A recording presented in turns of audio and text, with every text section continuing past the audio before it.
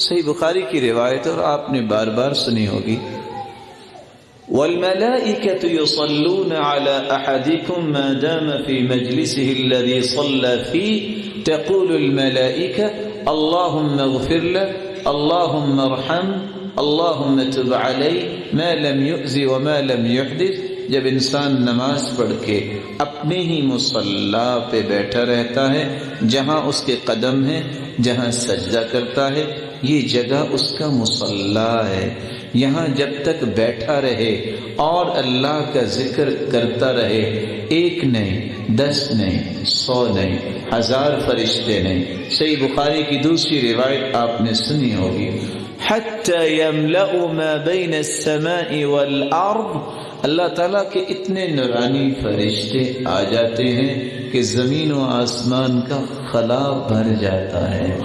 اور وہ 3 دعائیں اس شخص کے لیے کرنے لگ جاتے ہیں جو نماز پڑھنے کے بعد اپنی جگہ پہ بیٹھ کے ذکر کرتا ہے۔ دعائیں کون سی ہیں؟ اللہم اغفر لہ، اللہم ارحم،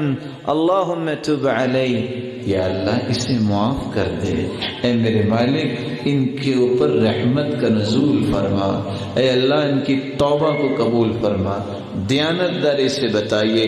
کھربوں کی تعداد میں فرشتے جس ہستی کے لیے یہ 3 دعائیں کریں اور وہ دعا اللہ قبول بھی فرما لے، اس سے بڑا بھی کوئی سعادت مند ہے؟ اور حدیث سے کہتی ہے، من قرأ آیت الکرسی دبر کل صلاة لم يمنعه من دخول الجنة الا ان يموت، جو فرض نماز کے بعد آیت الکرسی پڑھ لیتا ہے، اس کے اور جنت کے درمیان ایک پردہ حائل ہے، وہ موت کا پردہ ہے، جس دن آنکھیں بند ہوگی یہ جنتی مہمان ہوگا۔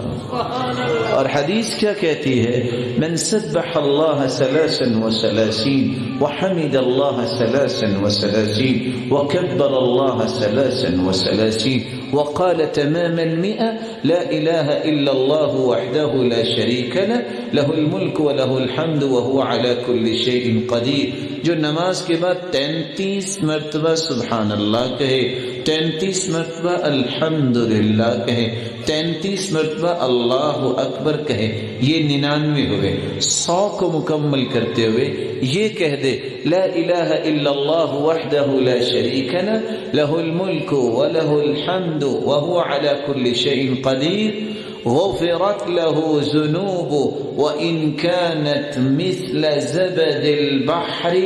اللہ تعالیٰ اس کی زندگی کے سارے گناہوں کو معاف کر دیتے ہیں، خواہ وہ سمندر کی جھاگ کے برابر ہو۔